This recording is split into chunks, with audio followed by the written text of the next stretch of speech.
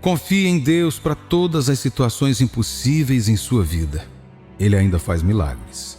Lembre-se sempre disso. Você terá momentos na vida em que as coisas não sairão como planejado ou esperado.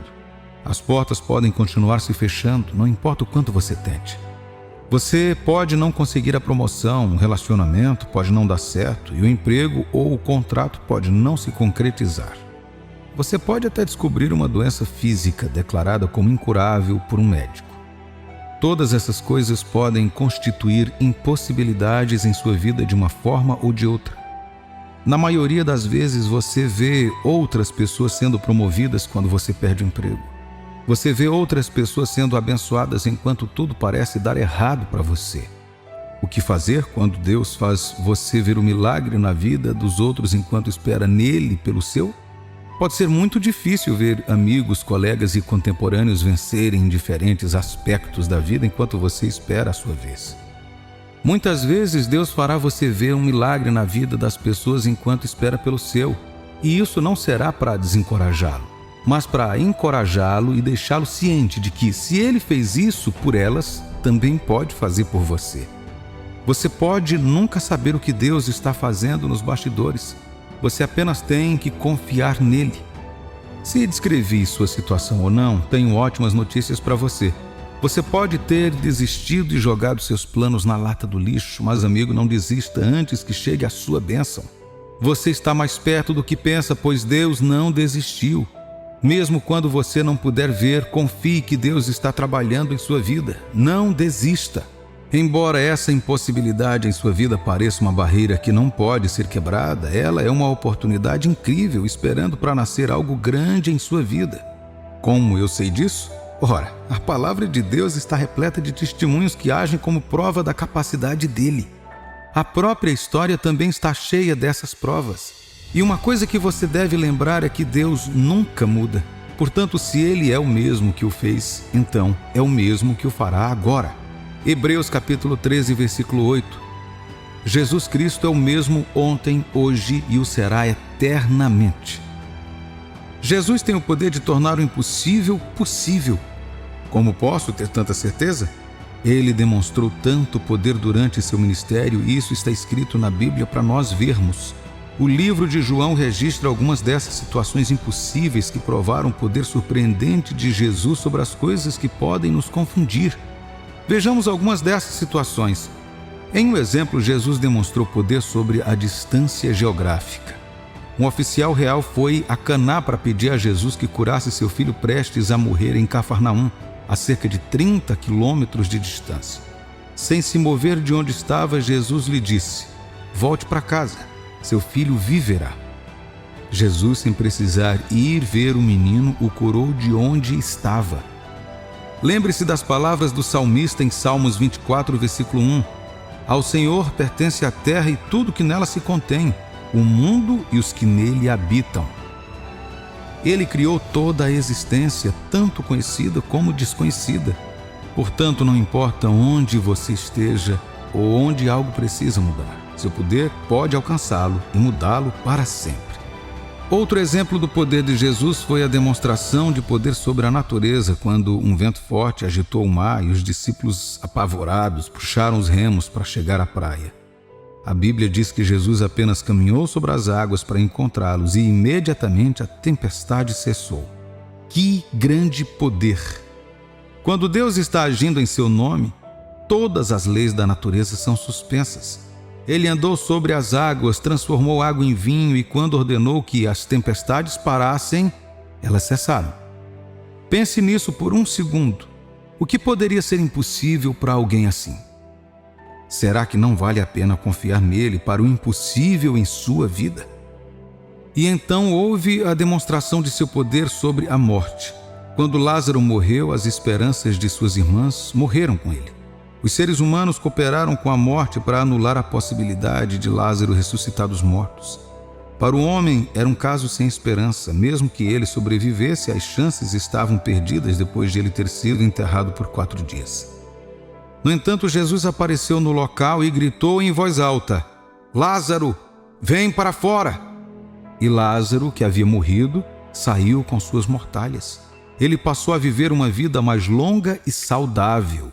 Jesus transformou a impossibilidade na oportunidade perfeita para glorificar a Deus ao trazer Lázaro de volta à vida. E quando ele também foi crucificado, a morte não pôde detê-lo.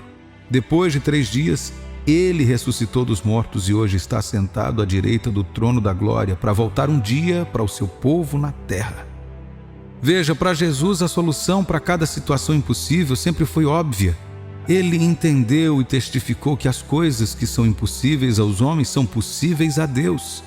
Portanto, ele viveu todos os dias pela oração escrita em Jeremias capítulo 32, versículo 17. Ah, Senhor Deus, eis que fizeste os céus e a terra com teu grande poder e com teu braço estendido.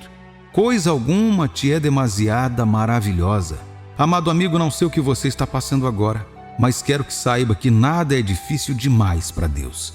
O Deus Todo-Poderoso, seu Pai Celestial, também não ficou sem opções.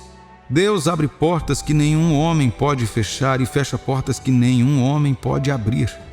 Acredito que você está prestes a ver milagres em sua vida acontecendo em áreas das quais você desistiu.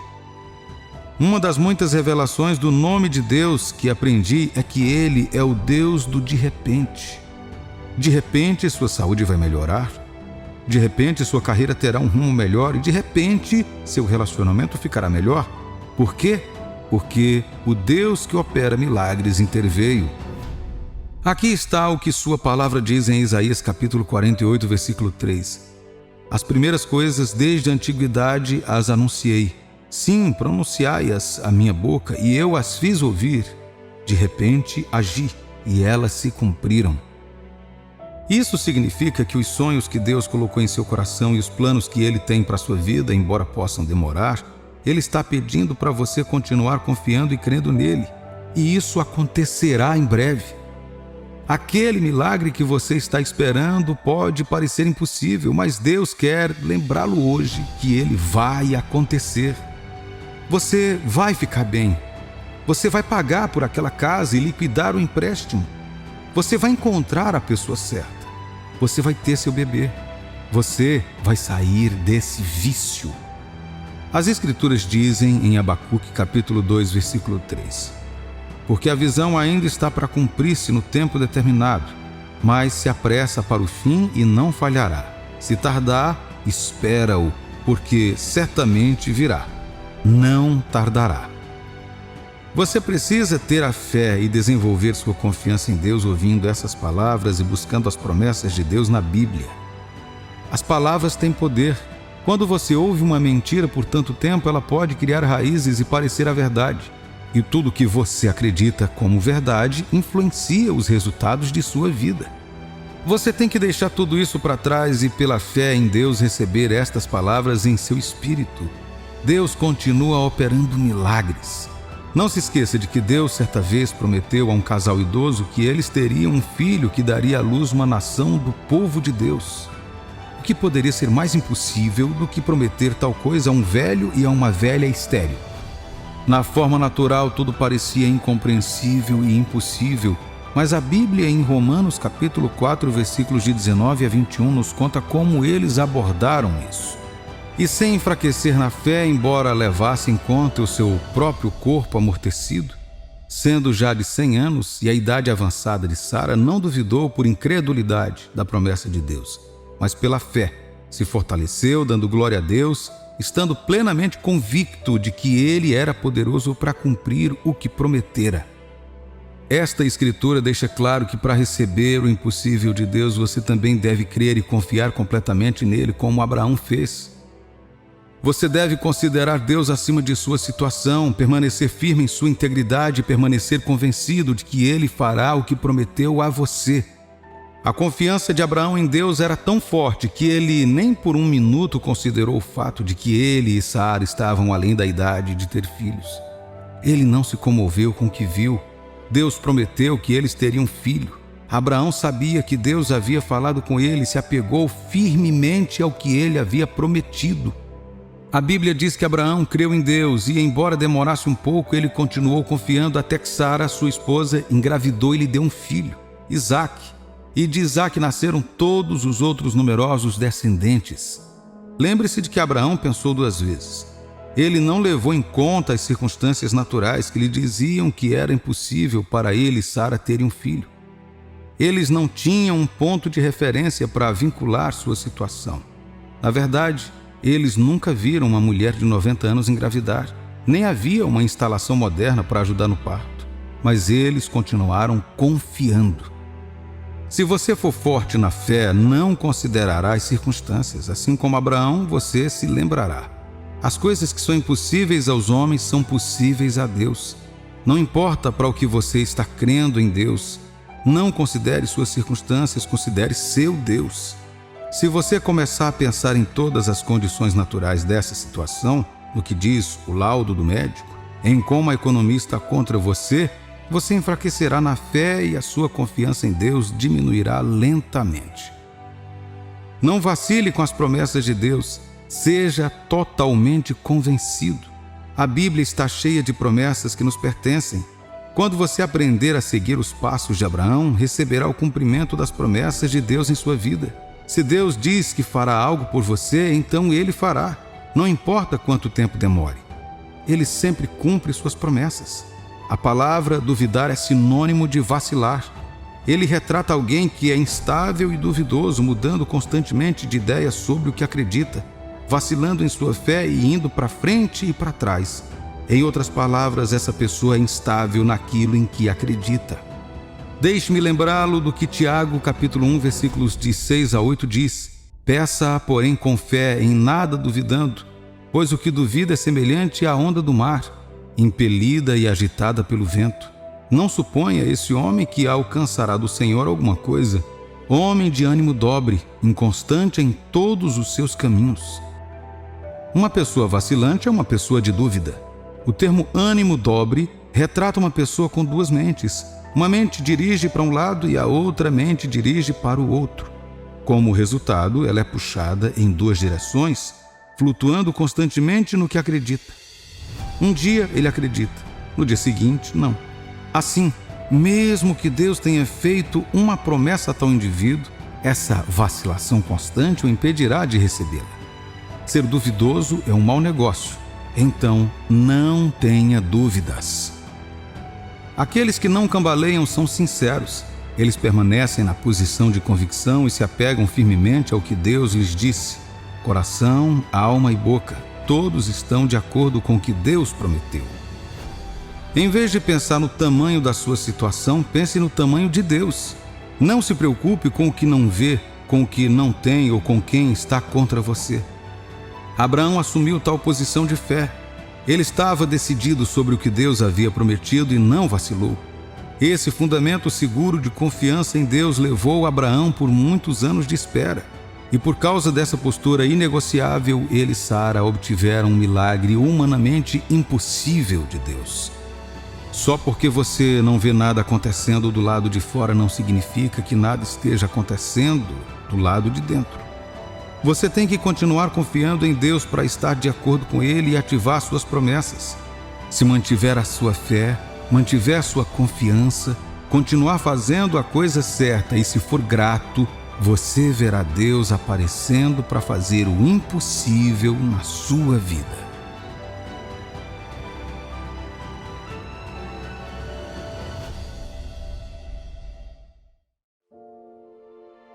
Se você já esteve em uma situação de medo antes, perceberá que algo incomum se apoderou de você.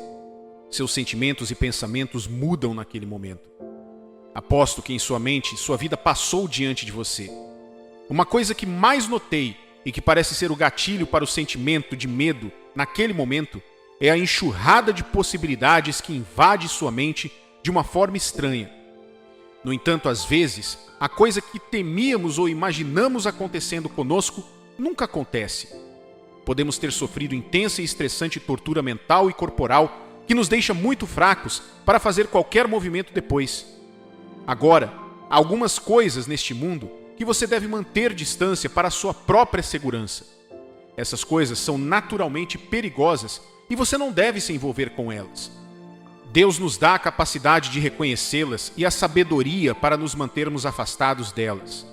Coisas como eletricidade ou ficar perto de animais selvagens, Nenhuma delas é segura e, portanto, você deve reconhecer o perigo e manter distância. Mas se tiver a proteção necessária, não terá razão para temer qualquer uma dessas coisas, pois sabe que está seguro.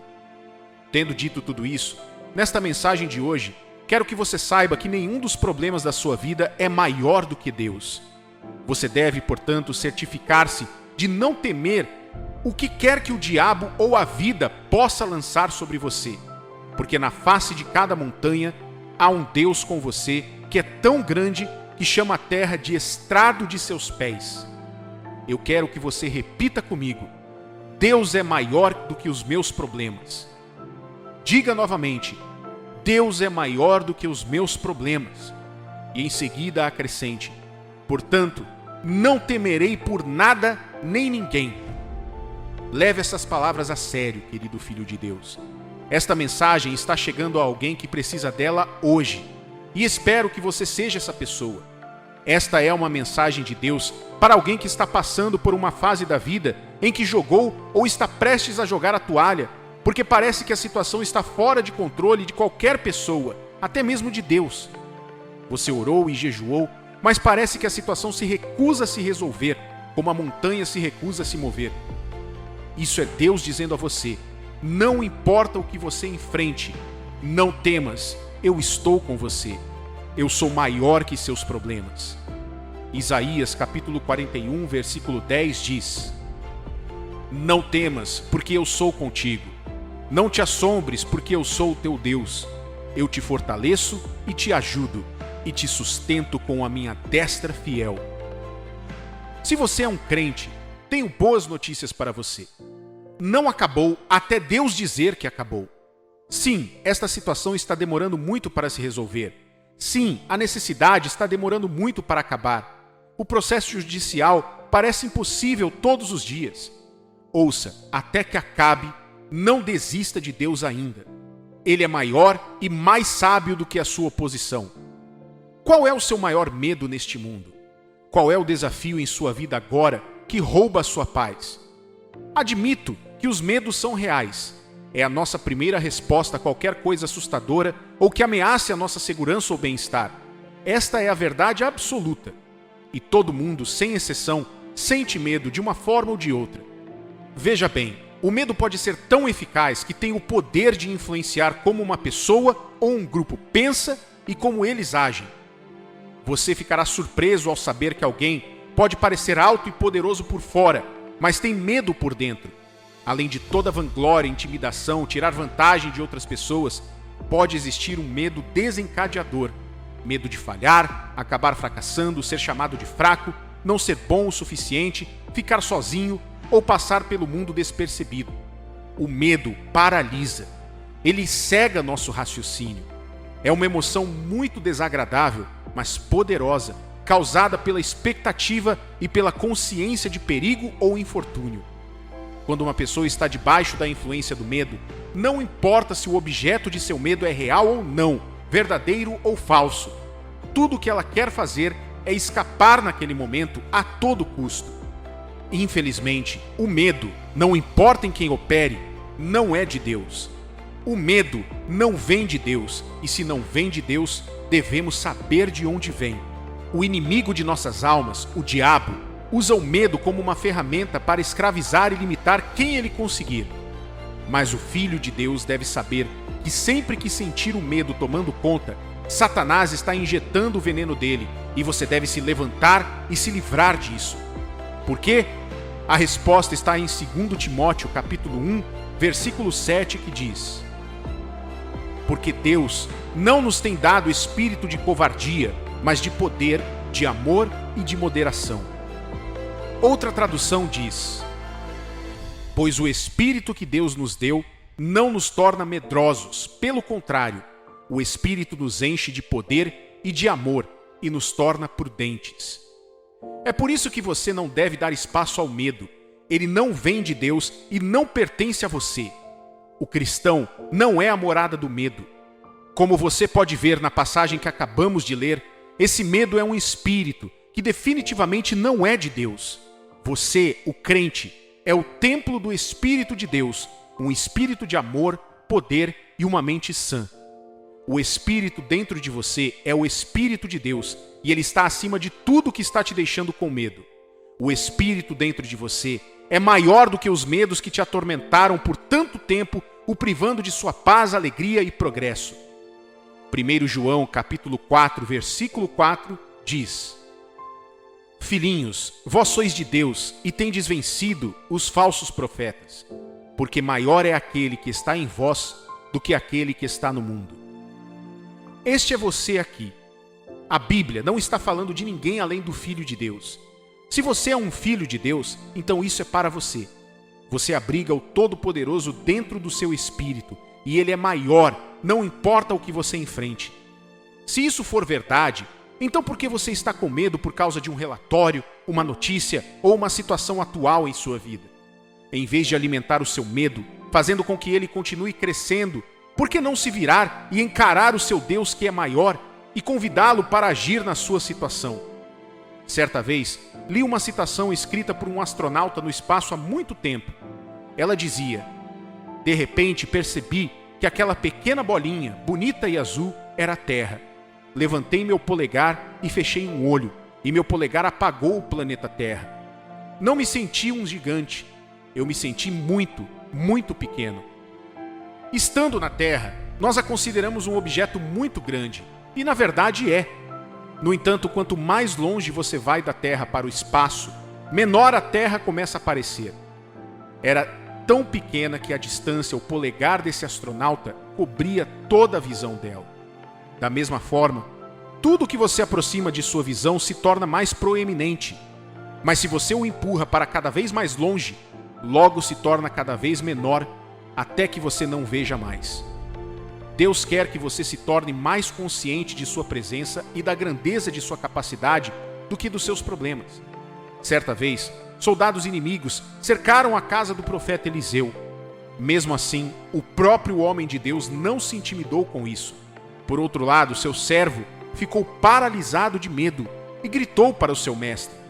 Aqui está o que Eliseu disse em 2 Reis, capítulo 6, versículos 15 ao 17.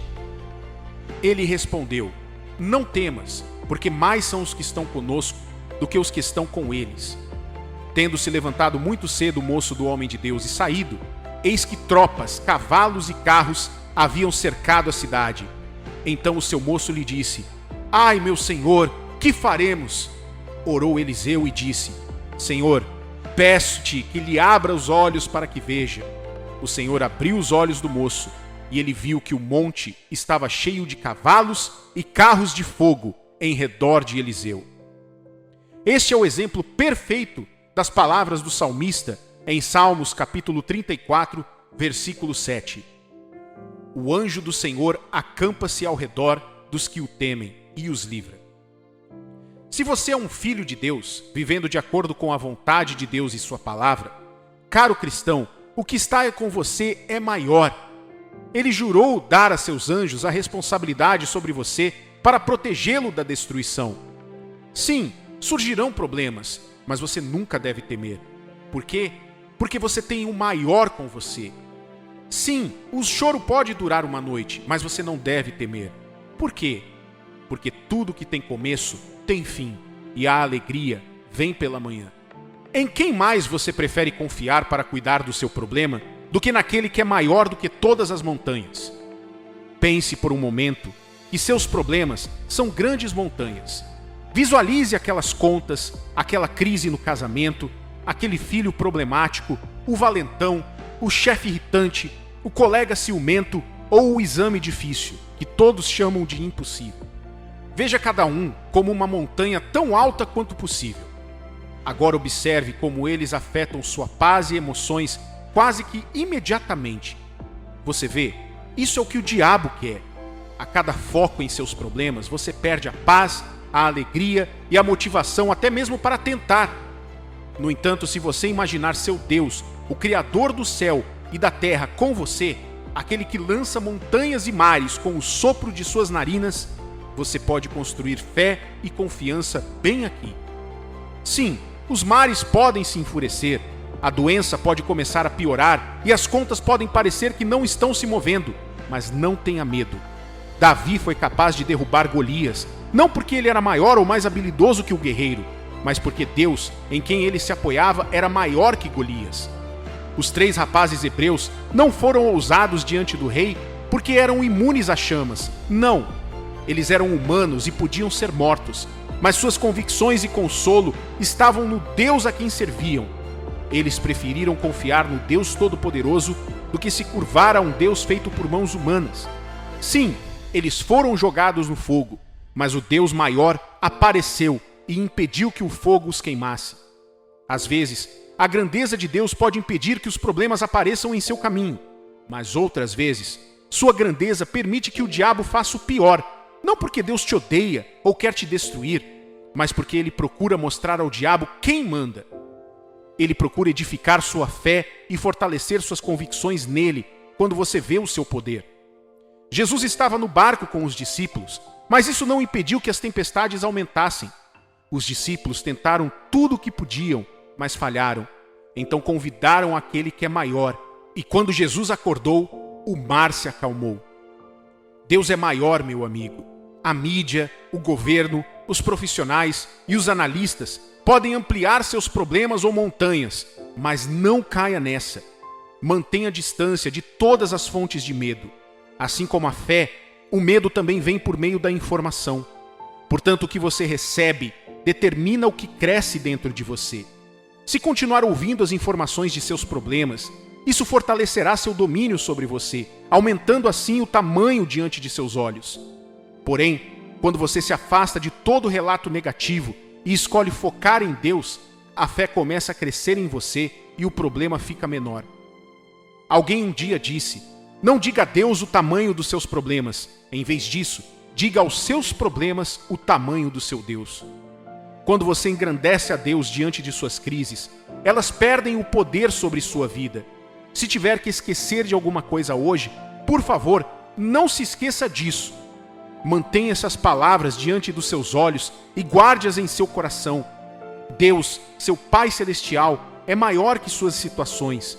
Portanto, no lugar de oração, comunicação, louvor, meditação em sua palavra, confesse a grandeza de seu Deus. Declare para a sua situação a fidelidade e o poder de seu Pai. Ele nunca falha. Ele virá por você. Levante-se e diga ao diabo: chega! Quebre o controle dele sobre sua vida, voltando-se para Deus, como por meio da oração e permanecendo firme no que sua palavra diz. Quando você mantém Deus em sua palavra, permanecendo ali com fé, ele responderá. Ele pode não responder na hora que você espera, mas de fato responderá. No tempo certo, Deus aparecerá, e quando ele aparecer, a vitória se tornará sua experiência. Levante-se hoje, como Davi, e enfrente seus medos. Dê aquele passo que você tem medo de dar antes. Encare essa situação de frente. Quando você for em nome e convicção do Senhor Jesus, espere ver a intervenção de Deus. Você com certeza terá um testemunho para contar. Aleluia!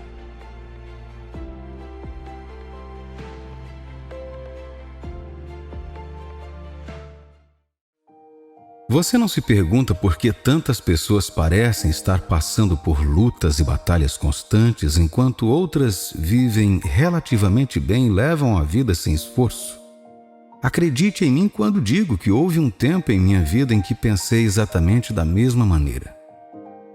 Eu vi as pessoas ao meu redor tendo as coisas mais difíceis da vida acontecendo com muita facilidade para elas, enquanto eu lutava para conseguir vencer as dificuldades.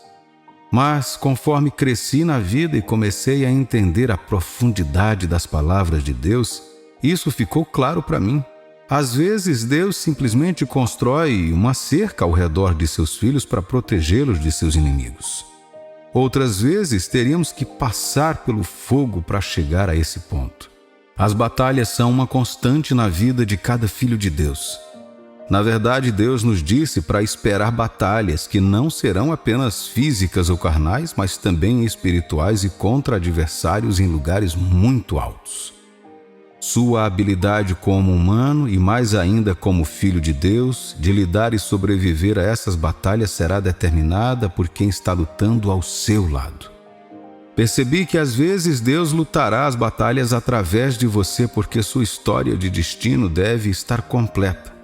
Outras vezes Deus dirá para você esperar enquanto observa devastar completamente seus inimigos. No livro de 2 Crônicas, capítulo 20, versículo 17, a Bíblia diz: Neste encontro não tereis de pelejar. Tomai posição, ficai parados e vede o salvamento que o Senhor vos dará, ó Judá e Jerusalém. Não temeis, nem vos assusteis. Amanhã saí-lhes ao encontro, porque o Senhor é convosco. As batalhas da vida existiam antes de você nascer. Todos nós nascemos em um sistema onde, desde o primeiro dia, começamos a travar nossas batalhas. Como é no físico, assim é no espiritual. Muitas vezes Deus evitará lutas e batalhas desnecessárias por sua causa, mas outras vezes Ele o conduzirá através delas para que o seu testemunho de vitória tenha a mensagem completa. Me escute, filho de Deus. Se você está passando por batalhas da vida e parece que está sempre perdendo, anime-se. Vim te dar uma notícia muito boa. Deus vai lutar as suas batalhas. Chegou um momento na vida em que eu estava lutando muito. Eu era o último a receber e ainda tinha que ser aquele que trabalhava mais. Eu estava vencendo algumas batalhas sozinho, mas quando olho para trás agora, vejo as cicatrizes que acompanharam aquela vitória.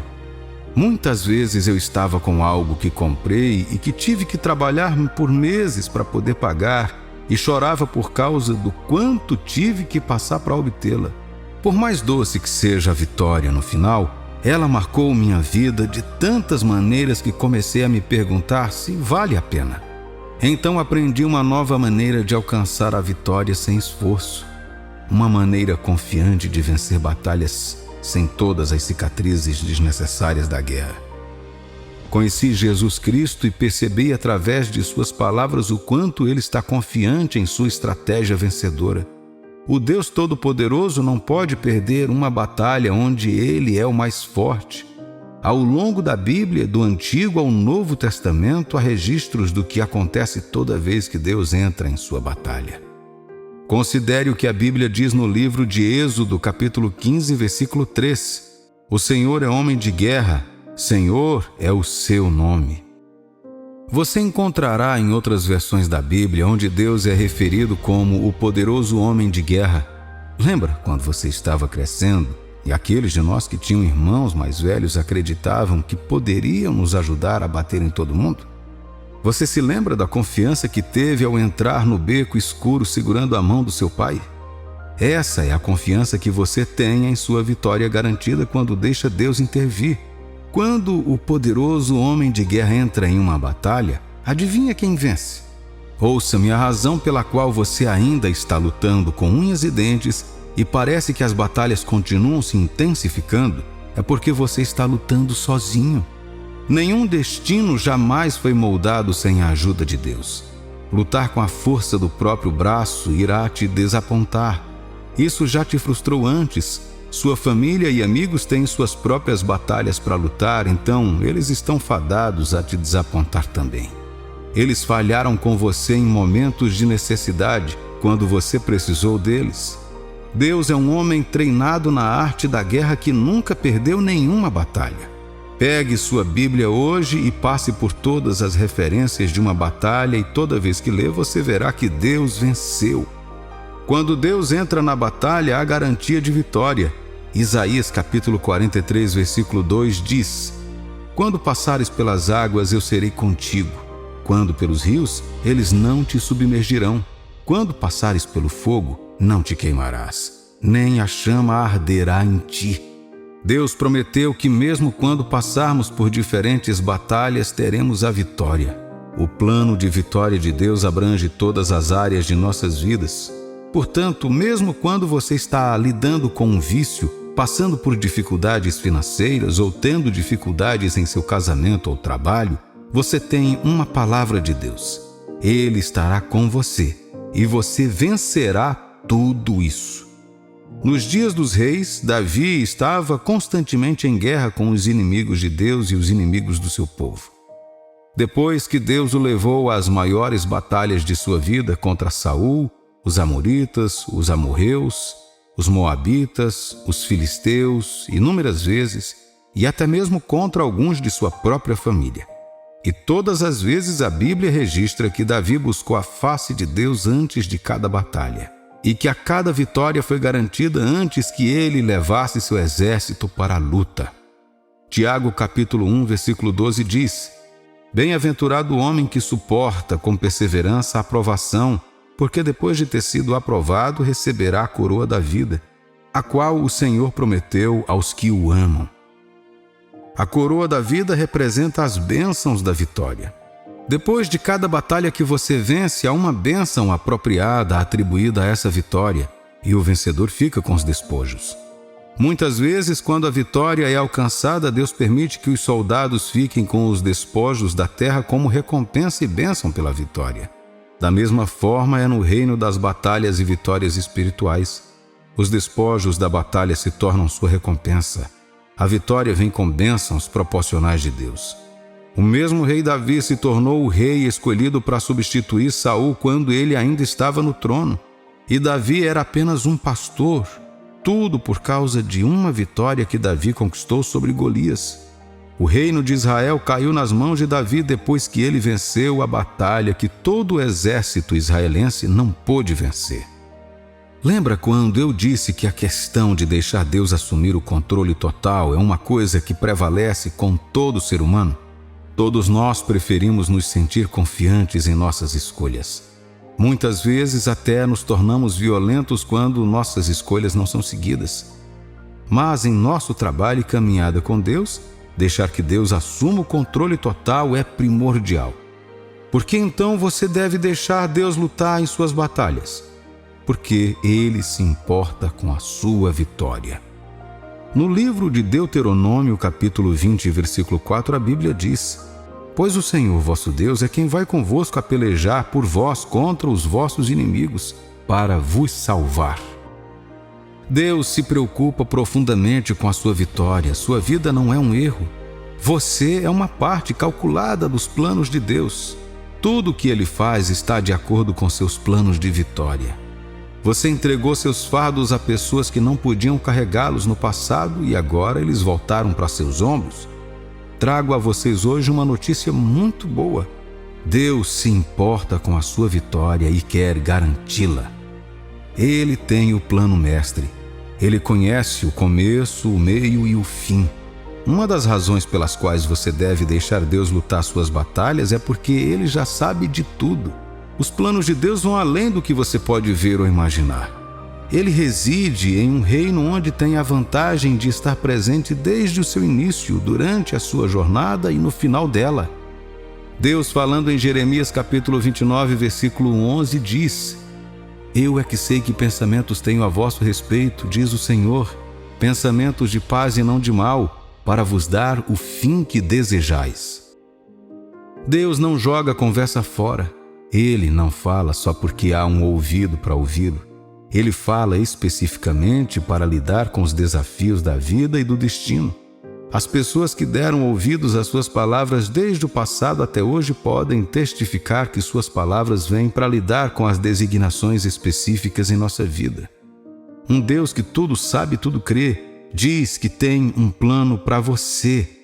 Esse é o Deus em quem quero confiar nas batalhas diárias da minha vida. Não faz sentido colocar sua vida em estresse desnecessário. Quando Deus aparece na batalha, a vitória é garantida e as bênçãos são liberadas. Muitos de nós desconhecemos o amor de Deus e continuamente estamos cheios de culpa e vergonha por não merecermos o amor de Deus e seu perdão porque cometemos erros na vida. Sim, de fato, não merecemos, mas Deus nos ama tão profundamente que fez provisões para nós. Provisões de sua graça, seu amor eterno e seu perdão. Sim, você ouviu certo. Deus te ama tanto que investiu todos os seus recursos em você. E Ele não está cansado e nem desistindo de você. Lamentações, capítulo 3, versículos 20 ao 23 diz: Minha alma continuamente os recorda e se abate dentro de mim. quero trazer à memória o que me pode dar esperança. As misericórdias do Senhor são a causa de não sermos consumidos, porque as suas misericórdias não têm fim. Renovam-se cada manhã. Grande é a tua fidelidade. Muitas pessoas ainda se sentem presas em seu próprio pecado e vergonha. Mas deixe esta mensagem trazer esperança para você.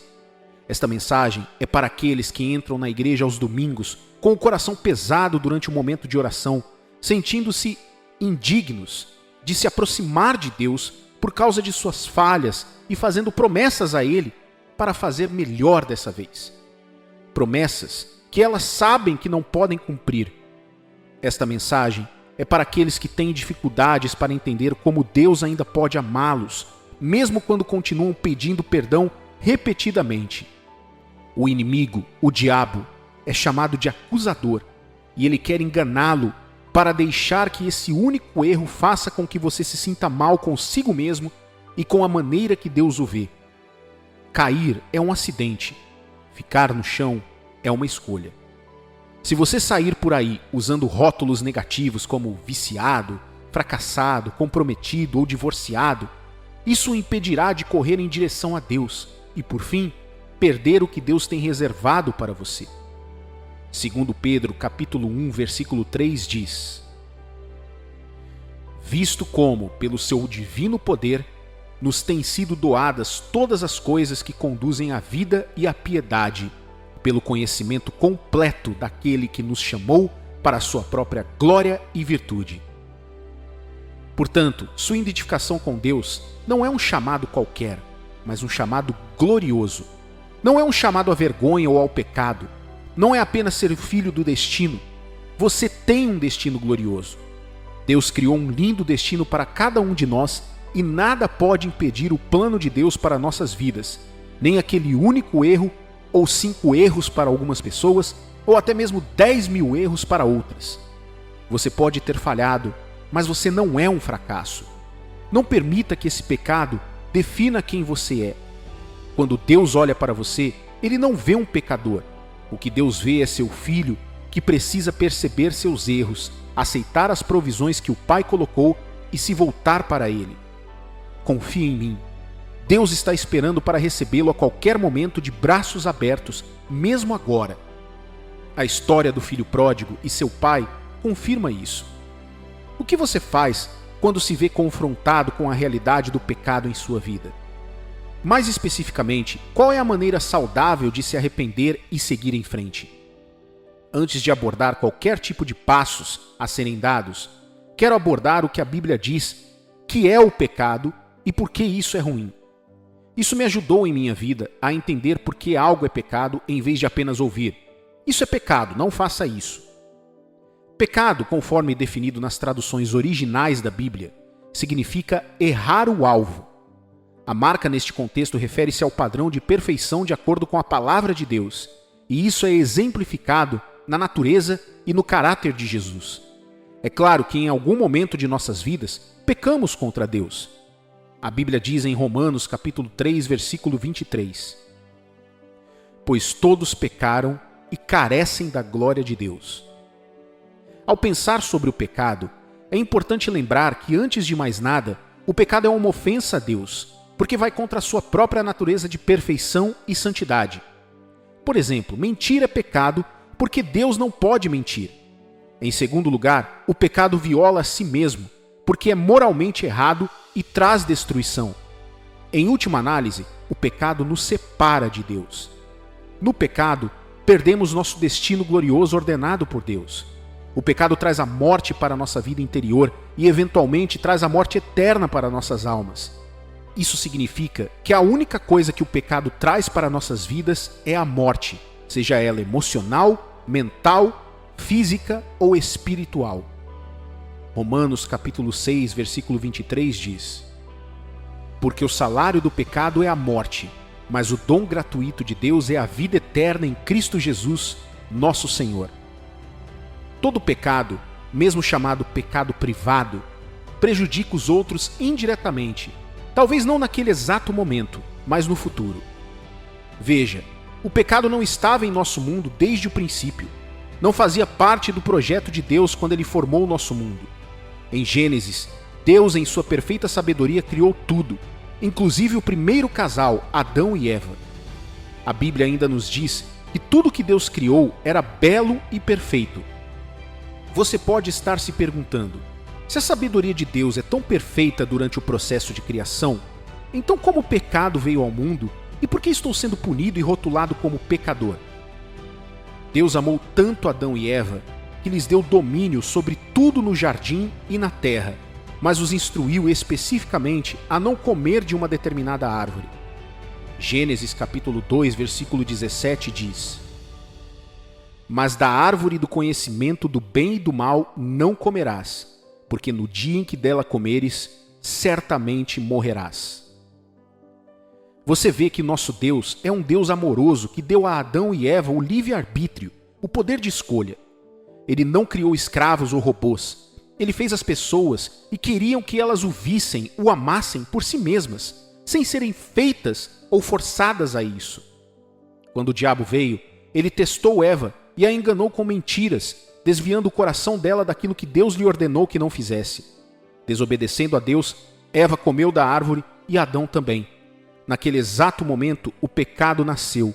A própria vida perdeu seu significado. Adão e Eva perderam sua posição de direito com Deus, perderam sua glória e, por fim, perderam seu caminho. Esta foi a morte que Deus quis dizer anteriormente. Mesmo assim, o amor de Deus ainda prevalecia e ele tinha outro plano para tornar as coisas perfeitas novamente. Por isso ele enviou seu único filho, Jesus Cristo, a este mundo para nos redimir e nos reconciliar consigo mesmo mais uma vez. Que amor maravilhoso! Que plano brilhante! Que sacrifício ele fez! Este foi e ainda continua sendo um investimento divino final na humanidade, que todo aquele que crer e se voltar para Jesus será salvo e se tornará um membro da família de Deus, recebendo a vida eterna com esperança de eternidade no céu algum dia. Agora, tendo visto o que é o pecado e como ele afetou a criação de Deus, espero que você possa ver que o pecado tem causado grandes danos e continuará a causar em qualquer lugar que ele seja permitido. Mesmo assim, ainda há esperança para aqueles que sinceramente se voltarem para Deus e buscarem o seu amor. As tentações virão para todas as pessoas e às vezes alguns de nós podemos cair nelas. Mas deixe-me compartilhar com você o que faz a diferença entre aqueles que estão andando na misericórdia e no poder de Deus daqueles que não estão. Como se levantar de seus pecados e se aproximar de Deus? Uma das mentalidades mais difíceis de quebrar é aquela que você carrega quando sabe que está vivendo em pecado. A Bíblia diz que quando isso acontece, o enganador, ou seja, o acusador, Satanás, traz palavras de condenação como: "Ô cara, você fez isso de novo. Você não é bom. Você nunca estará à altura de nenhum bem." Esse processo de pensamento é chamado de condenação e não é bom. A condenação faz você pensar que pode ganhar o perdão se espancando e se colocando em liberdade condicional por alguns dias. Muitas vezes sentimos que nosso pecado é grande demais para Deus perdoar. Por favor, entenda que a condenação não é de Deus. No entanto, a convicção é. A convicção lança luz sobre o nosso pecado, nos ajuda a nos sentir verdadeiramente arrependidos e nos aponta para o nosso Salvador. 2 Coríntios capítulo 7, versículo 10 diz: Porque a tristeza, segundo Deus, produz arrependimento para a salvação, que ninguém traz pesar, mas a tristeza do mundo produz morte. Então, primeiro, você precisa se arrepender, aceitar o perdão de Deus e crer que está verdadeiramente perdoado. Por favor, entenda que quando Deus perdoa você, Ele perdoa inteiramente e se esquece de todos os seus pecados. Na maioria das vezes, é mais fácil perdoar os outros do que perdoar a nós mesmos. Mas você deve entender que esta é a única maneira de avançar para a sua melhor temporada e para um novo capítulo. O verdadeiro arrependimento é mais do que reconhecer o pecado, é afastar-se dele e voltar para Deus. Não é simplesmente dizer: Senhor, eu me arrependo, enquanto você ainda está procurando o pecado. Desejar continuar no pecado mostra uma incompreensão desta graça abundante, que é o perdão e desprezo pelo sacrifício de Jesus. Paulo escreveu em Romanos capítulo 6, versículos 1 e 2. Que diremos, pois? Permaneceremos no pecado para que seja a graça mais abundante? De modo nenhum. Como viveremos ainda no pecado, nós, os que para ele morremos? Se você achar que seus desejos são pecaminosos, ore dizendo: Senhor, crie desejos limpos e puros em mim. Retire esses desejos pecaminosos do meu coração. Seja honesto com você mesmo. Você não superará os desejos pecaminosos se não admitir que eles existem. Deus quer libertá-lo de todas as suas obsessões e desejos errados incontroláveis. Ele quer libertá-lo de uma consciência culpada. Quais são os passos para o arrependimento? Reconheça seu pecado a Deus e peça a Ele que o perdoe. Faça um compromisso em seu coração de se afastar desse pecado.